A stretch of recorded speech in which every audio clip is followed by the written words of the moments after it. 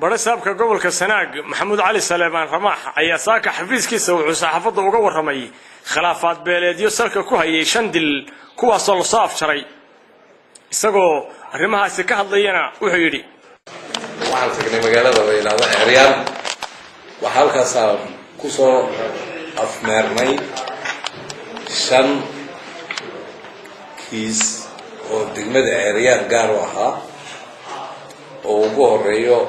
mid muddo dheer soo jiitay ilaahay inuu soo duleeyay anagoo kaashanayna waayeelka salaadiinta uqaasha odayaasha iyo dhibanayaashiba waxaan ka helay qabuul fiican waxaan naga ballan qaadeen inay nabadgelyada adkeeyaan waxaan maanta ka soo bogsanay inaan nabarradaas dib loo xoqin in muddo dhow lagu kala qaato wixii magaca si la kala xukumay oo runtii aad iyo aad culays badan deegaankaas ugu hayay gaarsiisnaa inaan masaajidka lagu wada tukan iskuulka inuu xidhnaado howlahaasi awgeed goolaaftan qoryo la isu sito oo aan marnaba ahayn taayada waa soo afjarnay alxamdulillahi rabbil caalamiin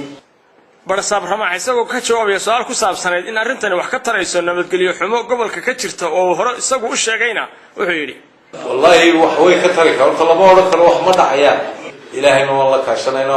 waan qabaa inay wax badan ka tarto ugu dambeyntiina barsaabka Sanaag isagoo ka jawaabay su'aal ku saabsan wax qabadka booliiska Ceerigaabo oo hore qayladaan dheer uga muujiyayna wuxuu yiri ciidanka booliisku wuu ku yeeyahay gobolka oo waliba deeca gobol baal ku yaala waa gobol xasaasiya waa gobol beelo badan wada degan yihiin marka taasan qayladaan ka muujinayna imika waan ka muujinayna waxaan leenahay si gaar ah waa in gobolka ciidanka loo soo kordhiyaa Abdullahi Xuseen Darwish shabakada caalamiga oo Odweyne News magaalada Ceerigaabo